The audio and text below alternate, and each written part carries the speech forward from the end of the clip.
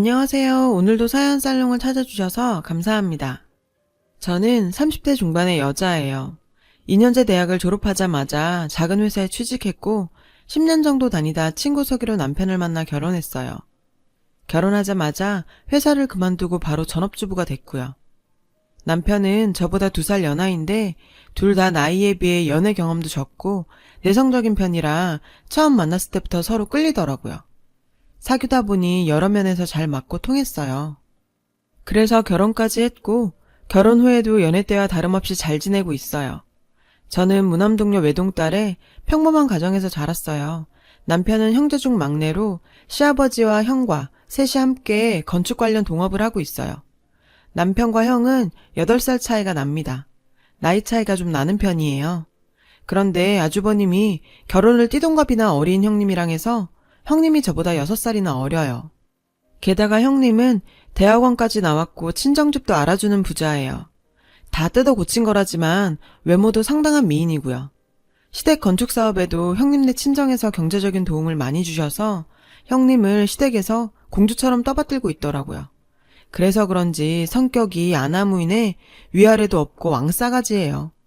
아무리 형님이라도 저보다 6살이나 어린데 매사에 하는 언행이 어쩜 그렇게 사람 속을 긁어놓는지 열받은 거 다 얘기하자면 한도 끝도 없을 정도예요. 제가 먼저 인사를 하면 절대 같이 인사하는 적이 없고 그냥 무시하거나 겨우 고개만 까딱해요. 항상 저를 자기 하인인 양 아랫사람 대하듯 하대하고요. 아무리 나이가 저보다 어려도 형님이고 손윗사람이니까 저는 항상 깍듯하게 대하는데도 동서, 저것 좀 가져와. 이런 것 하나도 똑바로 못해? 정말 한심하네. 도대체 나이를 어디로 먹은 거야? 이런 말을 서슴지 않고 당연하게 내뱉었어요. 전 시부모님한테도 늘 찬밥 신세였어요. 남편보다 2살이나 많은 데다 친정도 그저 그런 평범한 집안이라 저런 동서와 함께 있는데 시댁에서 예쁘게 봐줄 리가 없었죠. 특히 시어머니가 대놓고 결혼 반대를 심하게 해서 심각하게 파혼을 고민하기도 했었네요. 어디서 저딴 걸 데려왔어? 친정도 못 살지, 나이도 많지, 뭐 하나 예쁘게 봐줄 구석이 없어.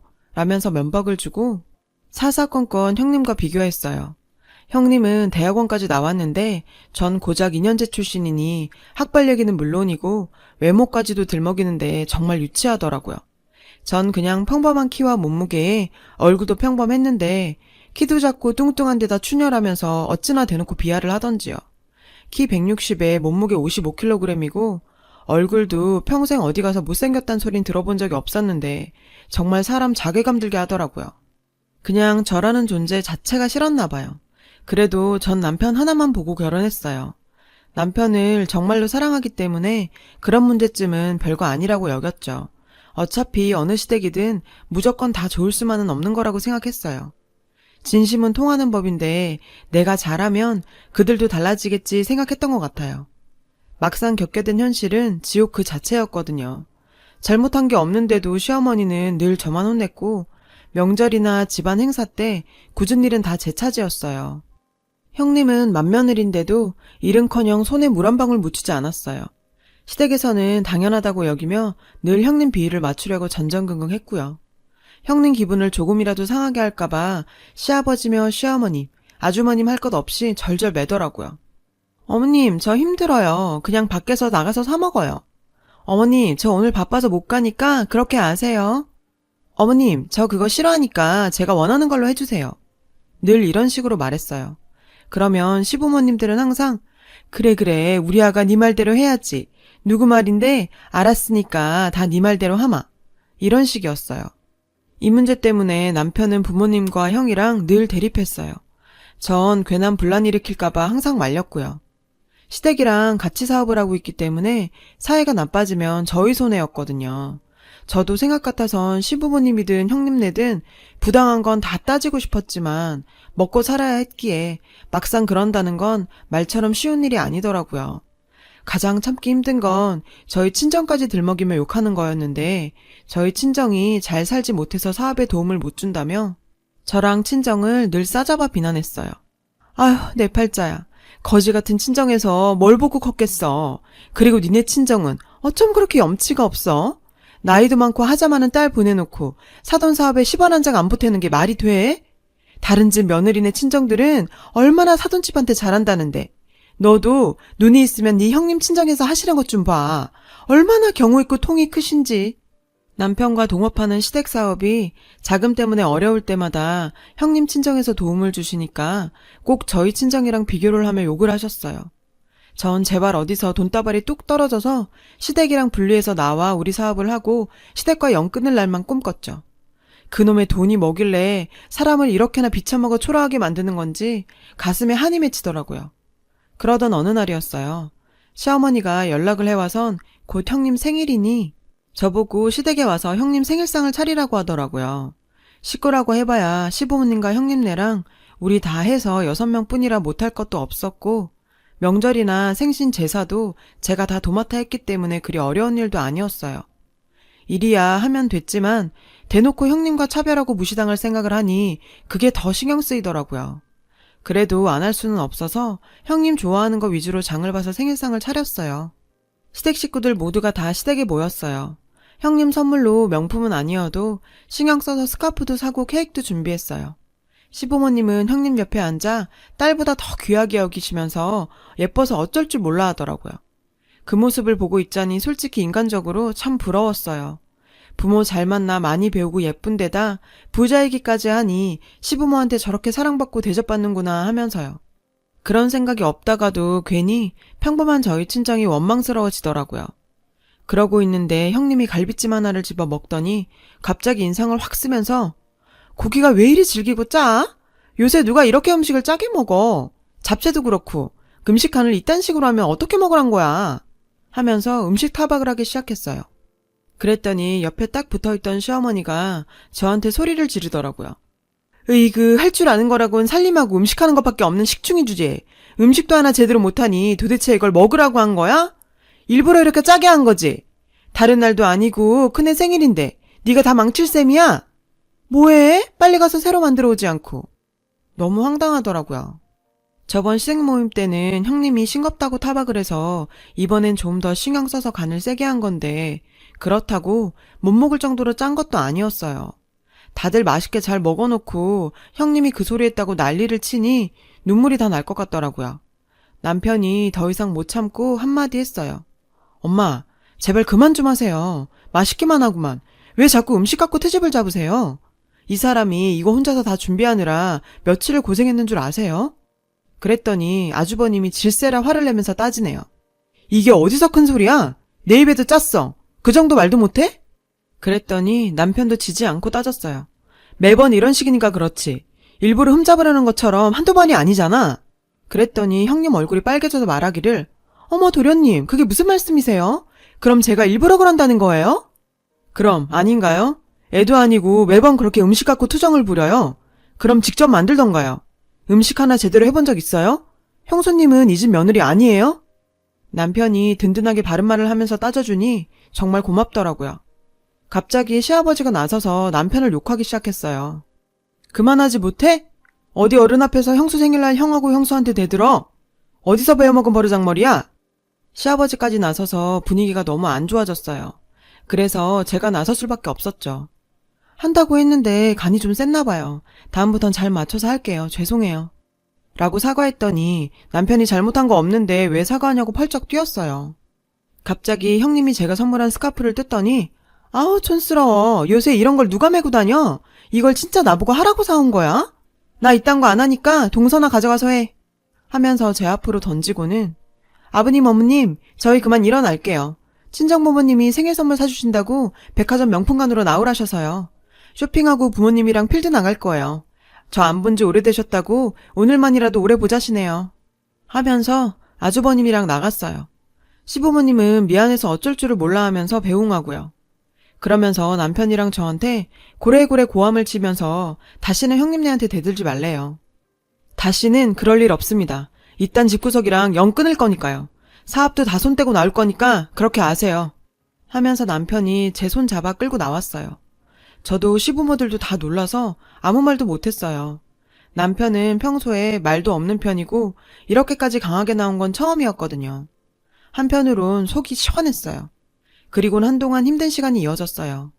시작한 사업이 자본도 없고 시댁과 같이 일하다가 혼자 하기엔 부족하니 잘 될 수가 없었거든요.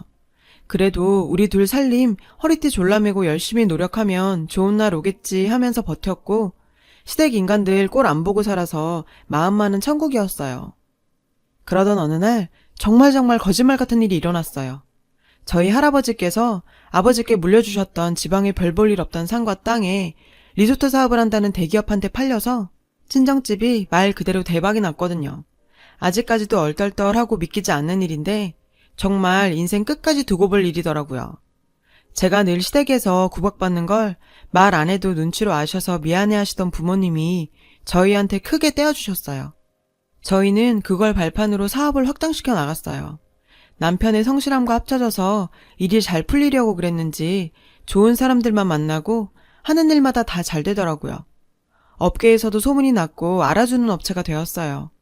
시댁도 같은 업계에 있으니 당연히 알게 됐죠. 자꾸만 시아버지랑 아주버님이 전화를 걸어오는 걸 남편이 안 받고 차단까지 해놨더라고요. 시댁 얘기를 들으니 그새 무슨 막장 드라마가 따로 없었어요. 형님은 바람이 나서 내연남이랑 산다고 집을 나갔고 사업도 안 풀려서 부도 직전이라네요. 솔직히 인간적으로 안타까운 생각이 들 뻔도 했지만 그들의 만행을 생각하면 자업자득이라 여겨지더라고요. 그런 상황이니 형님 친정에서 어려울 때 사업자금 대주는 걸 바랄 수도 없고 참 곤란하겠더라고요. 그 후에 들려오는 소문은 더 대박이었어요. 형님이 내연남한테 차인 데다 그 내연남 때문에 친정집에도 큰 잘못을 해서 친정 부모님이 안 보려고 하신다고요. 어릴 때부터 세상 물정 모르고 지내다가 친정집에서도 버림받고 여기저기 치이다 오갈 데가 없어졌겠죠. 다시 시댁으로 들어가 산대요. 현실 파악은 제대로 해서 더 이상 자기가 갈 곳이 없던 걸 깨달은 모양이더라고요. 거길 다시 들어가는 형님이나 그걸 다시 받아주는 시댁이나 도찐 개찐 정말 대단한 사람들이란 생각이 들었어요. 그러던 어느 날 시어머니한테 전화가 왔어요. 안 받으려다가 도대체 무슨 말을 할 건가 싶어 받아봤어요. 세상에 어떻게 그렇게 인간이 달라질 수가 있는 건지 정말 닭살이 다 돋더라고요. 저한테 하는 말투가 너무 부드러워서 전화기에서 꿀이 뚝뚝 떨어질 것 같더라고요. 얼마 후에 제 생일인데 자기가 큰애 시켜서 생일상 준비할 테니 제발 한 번만 와달래요. 그동안 자기네가 다 잘못했다고 사과하고 싶다면서요. 듣는 둥 마는 둥 끊고 남편한테 얘기했더니 다음에 연락 오면 자기처럼 받지도 말고 차단해버리래요. 저는 가겠다고 했어요. 가만히 생각해보니 그 인간들이 정말 미웠지만 우리 신랑 부모님인데 가서 들여다보기는 해야지 싶기도 하고 어렵다는데 도와드려야 하나 싶기도 했죠. 그때까지는요. 신랑이 한사코 말리다 포기하고 따라 나서더라고요. 시댁에 들어서니 시부모랑 형님 내외가 그새 많이 변했더라고요.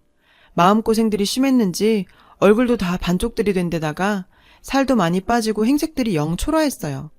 특히 형님은 얼마나 기세가 꺾이고 달라졌는지 정말 놀랍더라고요. 그 당당하고 싸가지 없던 모습은 어디로 가고 고분고분 시키는 대로 다 했어요. 그렇게 시부모님이 형님을 싸고 돌더니 완전 무리수가 돼버렸네요. 이거 가져오라 저거 가져오라 시키면 네네 하면서 갖다주고 어쩜 그렇게 변할 수 있는지 사람 일 참 모르는 거더라고요. 오랜만이네. 잘 왔어. 우리 아가 생일이라고 특별히 잘 준비했으니까 많이 먹어라. 라고 시어머니가 얘기하는데 좋은 마음으로 왔지만 예전 일이 떠올라 정말 토할 것 같았어요. 뭐라고? 우리 아가? 망하더니 정신이 어떻게 된 건가? 속으로 너무 황당하더라고요. 음식을 형님이 다 준비한 눈치였는데 일부러 흠을 잡으려고 한 게 아니라 어찌나 음식이 다 맛이 없던지 손댈 게 하나 없더라고요. 애초에 요리라고는 해본 적이 없는 사람인데 하루아침에 잘하긴 힘든 노릇이었겠죠. 제가 잘 먹질 않으니 시어머니가 보시다가 형님한테 큰 소리를 치시면서 으휴, 이 아무짝에도 쓸모없는 거사. 음식도 하나 제대로 못해? 너 때문에 작은애 생일 다 망치게 생겼잖아. 저딴 걸 어디다 써? 저것 때문에 내 팔자 제대로 꼬였네. 하면서 면박을 주더라고요. 그러니까 아주버님이 발끈해서 아니 어머님 무슨 말을 그렇게 하세요? 하면서 대드니까 어디서 큰 소리야 지각 것들이. 아무짝에도 쓸모없는 버러지 같은 것들. 그러면서 시아버지가 소리를 치고 분위기가 완전 엉망이 돼버렸어요. 시아버지랑 아주버님이랑 붙어서 싸우는 걸 시어머니랑 형님이 달라붙어 뜯어 말리고 난리도 아니었어요. 아마 우리 오기 전에도 이런저런 일들로 사이가 안 좋다 터진 것 같더라고요. 지들끼리 붙어서 싸우든 말든 더 이상 신경 쓰고 싶지 않아 가려는데 남편도 같은 생각인지 그만 가자며 저를 툭 치더라고요. 그 순간 전화기에 벨이 울렸어요. 지난번에 작은 건물 하나를 되도록 빨리 보러 가겠다고 얘기해놓은 부동산에서 온 전화였어요. 네, 알겠어요. 지금 갈 수 있어요. 하고 전화를 끊었죠. 어머님이 물으시더라고요. 어딜 간다는 거니? 아, 보러 갈 건물이 하나 있는데 오늘 시간이 맞춰져서요. 얘기들 나누세요. 여보, 그저께 얘기한 거기야. 얼른 가보자. 그래, 한번 보자. 그리고 나가서 맛있는 거 먹자. 그러고 남편이랑 나오려는데 시어머니가 애원을 하며 붙잡더라고요. 자기네 사업 도와달라고 하려 했던 모양인데 말도 못 꺼내보고 보내려니 아쉬웠나 봐요. 아가, 우리가 다 잘못했다. 그땐 다 정신이 어떻게 됐었나 봐. 우리한테 둘째네 너희밖에 없어. 앞으로 우리가 정말 잘할 테니 한 번만 봐주고 예전처럼 지내면 안 될까? 얼마나 후회했는지 몰라. 너희들 그리워서 한동안 밤잠도 제대로 못 잤어. 라며 먹 같은 소리를 늘어놓더라고요. 어이가 없어서 상대도 안 하고 뒤도 안 보고 나오려는데 형님이 선물을 내밀었어요. 풀어보니 명품 파우치더라고요. 마음만 받을게요. 전 이런 거 안 들어요. 제 취향이 아니라서. 라며 던져주고 나왔어요. 그러곤 또 왜 그런 걸 샀냐고 자기들끼리 또 싸움이 나서 난리였고요. 그걸 보고 있자니 얼마나 꼴불견의 진상들인지 정말. 살면서 돈이 다가 아닌데 돈 있으면 아부하고 돈 없으면 무시하고 예전과 조금은 다르겠지라는 마음에 온 건데 참 씁쓸했습니다. 얼마나 더 당해야 정신을 차릴런지요. 나이만 먹었다고 다 어른이 아니란 걸 그 사람들을 보고 제대로 깨달았네요.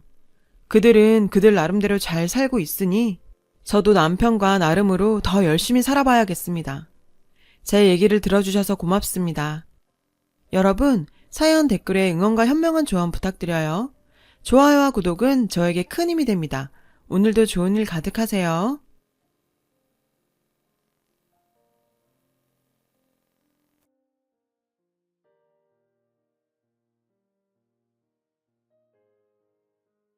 안녕하세요. 오늘도 사연살롱을 찾아주셔서 감사합니다. 올 초에 첫 아이를 출산한 40대 여성이에요. 사실 제 나이면 중고생 아이가 있어도 어색하지 않을 나이죠. 실제로 대학생 아들을 둔 친구도 있고요. 그런데 이제서야 첫 아이라니 기쁨보단 걱정이 앞서는 것도 사실이에요. 저는 손 귀한 집에 맏며느리로 시집와 6년이나 애가 생기지 않아 고생을 했어요. 처음 1, 2년은 시어머님의 닭다리 호들갑처럼 느껴졌고 이후 3, 4년은 내 몸에 이상이 있는 게 아닌가 내 자신을 의심했고 5년째 접어들자 네 팔째 아이는 없나 보다 체념하기에 이르렀죠. 그때마다 저에게 힘이 된 건 손아래 동서예요. 저보다 2년 먼저 시집온 동서는 얼굴도 예쁘고 성격도 좋은 부잣집 막내딸이에요. 어려서부터 부모님 사랑 듬뿍 받고 자라 그런가 주변에 사랑을 나눌 줄도 아는 사람이었죠. 부모 없이 오빠랑 단 둘이 의지하며 살아온 저로서는 정말 부러운 사람이고요. 제가 처음 시댁에 인사 오던 날이었어요. 부모님은 무슨 일 하시냐는 시아버님 물음에 전 죄인처럼 고개를 푹 숙이고 두 분 다 돌아가셨어요. 라고 대답했죠. 말씀은 안 하셨지만 시부모님께선 내심 부모 없이 자랐다는 말에 못마땅 하신 듯 했고요. 그때였죠. 직업이 약사라면서요. 잘됐다. 안 그래도 우리 아버님 당뇨도 있으시고 어머님은 혈액순환이 안 돼서 고생하시거든요. 약사 며느리 있으면 건강관리는 그걸로 끝이죠. 안 그래요, 아버님 어머님? 동서는 쭉 가라앉은 분위기도 살리고 인사온 제 기도 살려줬어요. 그날 동서가 바람잡이 노릇을 해준 덕분에 시부모님도 더 이상 그 부분에 대해서 말씀을 안 하셨고요. 얼마 뒤 남편과 전 결혼을 했어요. 시부모님 뜻에 따라 3년간은 시댁에서 같이 살기로 했죠. 대신 그동안 들어와 살고 있던 동선에는 분가를 하게 됐고요. 형님, 덕분에 저흰 분가해서 좋지만 형님한텐 괜히 미안해요. 주말마다 올 테니까 그때 봬요. 어쩜 말도 그렇게 이쁘게 하는지 하여간 동서는 이쁨 받을 짓만 한다 생각했어요. 저렇게 밝고 예쁜 동서한테 남모를 아픔이 있다는 건 나중에야 알았죠. 동서가 결혼하고 얼마 안 됐을 때였어요. 자궁내 출혈이 심해서 자궁을 전부 드러냈다고 하더군요. 젊은 나이에 엄마로서 사형 선고를 받은 셈이었죠. 자신은 그렇게 큰 아픔을 겪어도 오히려 저에게 포기하지 말라고 기다리면 꼭 아이가 생길 거라고. 그땐 자기가 작은 엄마 노릇 톡톡히 하겠다고 말해주는 동서였죠. 그때 동서 눈빛이 어찌나 슬퍼 보이던지 아직도 잊혀지지 않아요. 저야 언젠가는 이라는 희망이라도 품고 살 수 있지만 동서는 그런 희망조차 꿈꿀 수 없는 처지잖아요. 그래서 왠지 동서의 위로가 더 마음에 닿았던 것 같아요. 그래서일까요? 병원에서 임신 진단을 받았을 때 누구보다 동서 생각이 났어요. 너무 고마워서 그리고 미안해서요. 사실 그동안 전 시집에서 천덕꾸러기였어요. 아이를 낳기를 했나 그렇다고 살림을 잘하나 번듯한 친정이 있기라나 뭐 하나 내세울 게 없는 처지였거든요. 반면 동서는 친정이 워낙 부자라 철철이 시부모님 옷에 용돈에 해외여행까지 자식으로서 할 수 있는 모든 걸 다 해드렸죠. 게다가 성격도 싹싹하고 어른 위할 줄 알고 저라도 예뻐했을 거예요. 그러니 시부모님 사랑을 독차지하는 것도 당연하고요. 그래서 그런 부분에 대해서 서운하다는 생각을 해본 적은 없어요. 근데요, 사람 팔자 시간 문제라고 하더니 동서에 치여 늘 찬밥 신세였던 제가 아들을 낳자 대접이 확 달라졌지 뭐예요. 큰애야, 넌 손에 물 묻히지 말고 들어가 쉬어라. 여기 일손이 없어. 몸 푸른 지 얼마나 됐다고 네 손까지 빌리겠니. 둘째 있으니까 걱정 말고 넌 들어가서 우리 집 장손 젖이나 물려라. 어서. 평소 같으면 감기 몸살로 열이 펄펄 나고 금방 죽을 것처럼 기침을 해도 들어가 쉬라는 말 한마디 안 하시던 시어머니께서 명절 음식 하던 중에 저보고 쉬라고 방에 들여보내주시지 뭐예요. 이건 뭐 완전 기적 같은 일이죠. 그렇게 아들 손주 노래를 하시더니 대접도 톡톡히 해주시더라고요. 아들 하나 낳았다는 이유만으로 저는 시어른들의 사랑을 독차지하게 됐죠. 하루아침에 확 달라진 맏며느리 위상에 지금껏 부엌일에서 열애었던 동서는 저 대신 명절 음식을 하게 됐고요. 동서한텐 좀 미안하더라고요. 근데 이런 호의가 두려워지기 시작했어요. 그동안 좋았던 동서와의 사이에 조금씩 균열이 가기 시작했거든요. 평소 저희 집 문턱이 닳도록 드나들던 동서가 몇 달째 코빼기도 안 보이는 거예요.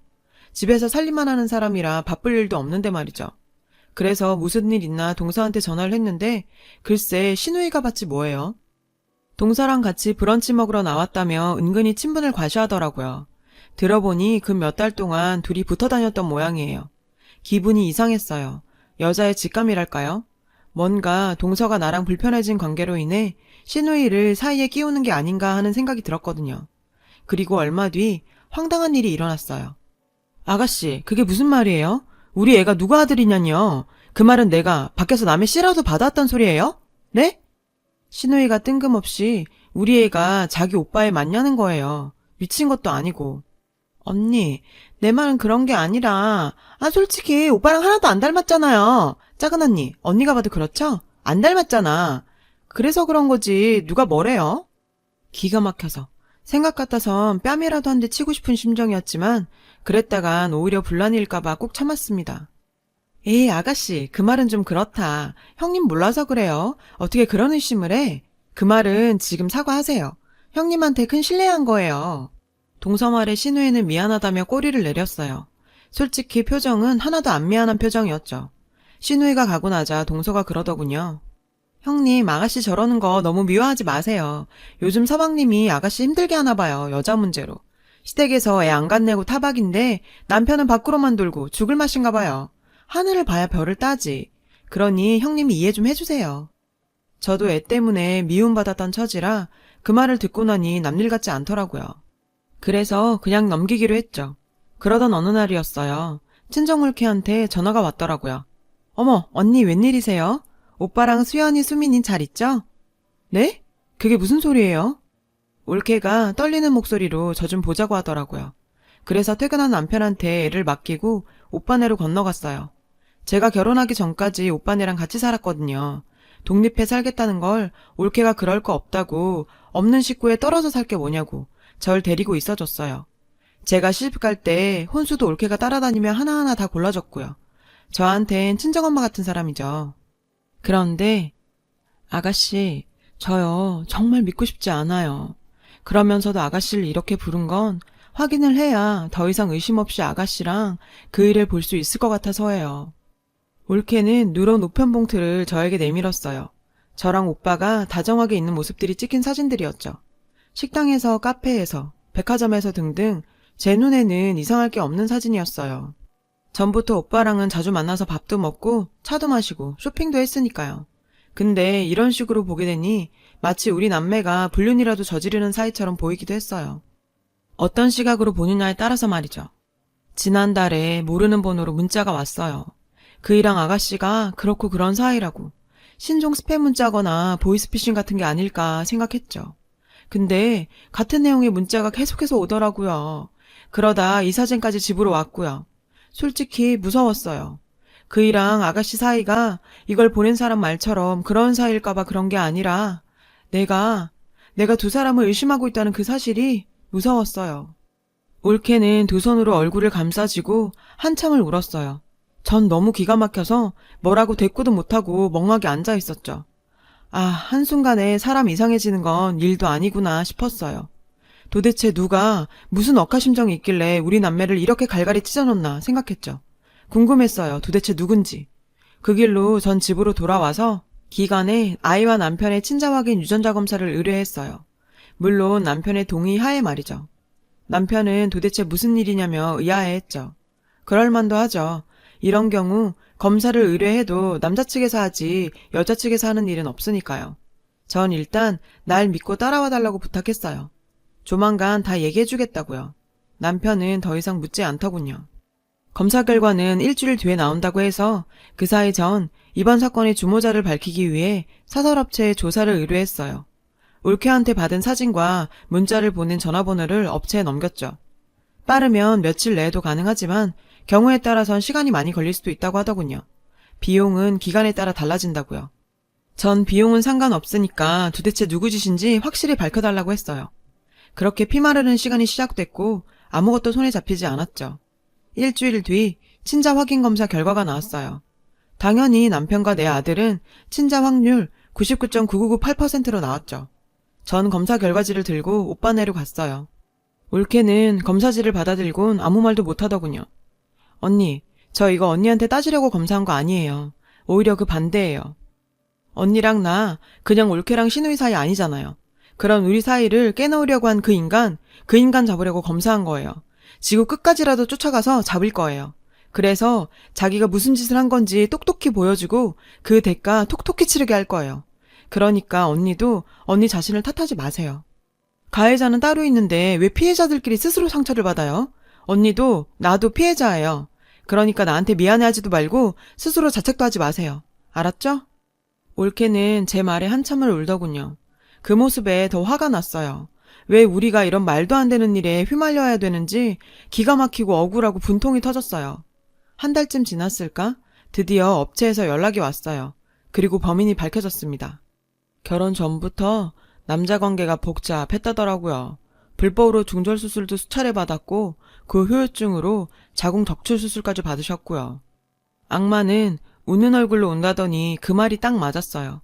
절 막장 드라마의 주인공으로 전락시킨 장본인은 늘 제 곁에서 웃는 얼굴로 절 아껴주던 동서였어요. 믿는 도끼에 발등 찍힌다고 동서가 저한테 이럴 줄은 정말 몰랐어요. 솔직히 전 내심 아가씨를 의심하고 있었거든요. 근데 그 아가씨네 얘기도 다 동서가 지어낸 얘기더라고요. 동서는 어디 하나 맘붙일 곳 없던 집에서 유일하게 제가 의지할 수 있는 사람이었어요. 오빠 말고는 피부치가 없는 저에겐 친동생만큼 각별한 사람이었다고요. 그런데 어떻게 나한테 이럴 수 있는 거죠? 대포폰을 이용해 올케한테 지속적으로 문자를 보내고 업체에 의뢰해 오빠와 제가 함께 있는 사진을 찍고 그걸 또 오빠네 집에 보내고 아가씨한테 내 아이가 내 남편이 아닌 다른 사람 아이인 것처럼 바람을 넣고 날 이렇게 기만할 수가 있는 거죠? 도저히 용서할 수가 없었어요. 그래서 동서의 본 모습을 모든 사람 앞에서 까발려주기로 결심했어요. 그리고 얼마 뒤 할아버님 제사가 있는 날이었어요. 저는 남편과 함께 아이를 데리고 시댁으로 향했죠. 도착해보니 동선에는 이미 와 있더군요. 저번 추석 때 부엌일을 도맡아 했던 게 억울했는지 이번엔 아예 도우미 아주머니를 불러왔더군요. 저희 친정집 일 봐주시는 여사님이세요. 오늘 제사 음식 만드는 거 도와주신다고 오셨어요. 아, 그래? 잘 됐네. 속으로 생각했죠. 오늘 여기서 벌어지는 일 똑똑히 받았다가 동서 친정에 가서 자기 딸이 어떻게 살고 있는지, 얼마나 치졸한 인간인지 똑똑히 전달하라고요. 시부모님은 손주가 예뻐서 어쩔 줄 몰라 하셨죠. 동서는 말로는 귀엽다 예쁘다를 반복하면서도 단 한 번도 내 아이를 안아주진 않았어요. 그러고 보니 지금껏 단 한 번도 아이를 안아준 적이 없었죠. 동서, 우리 애 누구 닮은 것 같아? 네? 그게 무슨 말씀이세요, 형님? 아버님, 어머님, 우리 근석이 누구 닮은 것 같으세요? 누가 그러는데 우리 그이가 아니라 저희 친정오빠 닮았다고 그러더라고요. 저희 오빠애 아니냐고요. 어머님, 아버님 보시기에도 그런가요? 제 말에 시어머니께서 펄펄 뛰셨죠. 어느 미친 인간이 그딴 소리를 해. 아가리를 확 찢어버릴라. 남의 집 귀한 손주를 두고 뭐가 어쩌고 어째? 누구냐? 그런 쉰소리 하는 미친놈이 누구냐? 저는 동서 얼굴을 빤히 쳐다봤어요. 그러자 시동생이 그러더군요. 형수님, 왜 우리 집사람을 그런 눈으로 보세요? 글쎄요, 제가 왜 그럴까요? 동서는 그 이유를 알겠어? 동서는 시치미를 뚝 떼며 어머 형님, 그게 무슨 소리세요? 제가 형님 생각을 어떻게 알아요? 근데 갑자기 그런 얘기는 왜 꺼내시는 거예요? 끝까지 오리발을 내밀더라고요. 그래서 친자 확인 검사 결과지를 동서한테 내밀었어요. 동서가 궁금해하는 것 같아서 받아왔어. 우리 근석이가 내 남편 친자란 확인서. 동서가 아가씨한테 그랬다며 우리 근석이가 내 친정오빠 닮았다고. 아가씨한테 다 들었으니까 발뺌할 생각 마. 네가 오빠랑 나 불륜 사이라고 우리 올케한테 문자하고 사진 찍어 보냈지? 우리 근석이가 나랑 친오빠 사이에서 난 자식이라고 네가 떠들고 다녔지? 입 있으면 말해. 형님, 왜 이러세요? 저한테 왜 이러시는 건데요? 전 정말 모르는 일이에요. 가증스럽게 눈물까지 짜면서 거짓말을 하더라고요. 쇼하고 있네. 야, 내가 증거도 없이 이러는 줄 아니? 이미 비방, 모욕, 명예훼손, 허위사실 유포로 너 형사 민사 다 걸었어. 네가 고용한 업체까지 다 털어서 증거 확보했으니까 피해자 코스프레 하지 마. 그래도 한때는 널 친동생처럼 생각했었어. 시집살이 하면서 그래도 맘 터놓고 지낼 수 있는 가족이라고 생각했다고. 근데 가족은 무슨. 난 너랑 차별받으면서도 한순간도 너 미워한 적 없었어. 근데 어떻게 네가 나한테 이럴 수 있니? 내가 너한테 뭘 그렇게 잘못했다고. 말해봐, 말해보라고. 그제야 동서는 표정이 싸늘하게 변하더니 본색을 드러내더군요. 아씨, 멍청한 줄 알았는데 제법이네. 왜냐고? 쓸모가 없어졌으니까. 애초에 내가 널 이 집에 들이게 한 건 날 돋보이게 하기 위해서였어. 넌 그냥 내 들러리로 살면 되는 건데 네가 애를 낳았잖아. 네가 애만 안 낳았으면 너도 나도 끝까지 윈윈할 수 있었는데 네가 깬 거야. 알아? 들러리? 너 정말 구제불능이구나. 최소한의 양심이란 것도 없는 쓰레기야 넌. 차라리 잘 됐다. 네가 조금이라도 반성하는 기미가 보였다면 내가 흔들렸을지도 모르거든. 근데 그런 걱정 안 해도 되겠어. 너 자궁 적출 수술한 거 낙태 수술 때문이라며? 순간 동서 표정이 하얗게 질려버렸어요. 그건 시동생도 마찬가지였죠. 형수님, 그게 무슨 소리예요? 이 사람이 낙태 수술을 하다니요. 모르셨군요. 동서 결혼하고도 한동안 만나던 남자 있었어요. 결혼 전에도 그 남자랑 사이에서 3번이나 임신하고 낙태 수술을 했었고요. 자궁 뇌출혈이 생긴 것도 불법 낙태 수술 후유증이었는데 도련님도 모르셨구나. 동서, 너무했다. 그런 건 좀 솔직해야지. 그 바람에 자궁도 드러내고 애 못 갖게 된 건데 최소한 배우자한테는 알렸어야 하는 거 아니야?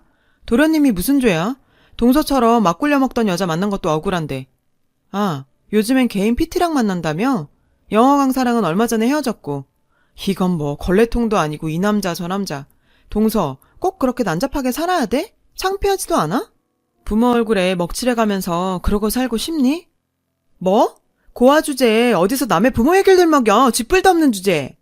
그래, 나 가진 것도 없고 부모도 없어. 하지만 세상 부러울 거 하나 없이 다 가지고도 시궁창 걸레처럼 사는 너보단 훨씬 떳떳하다.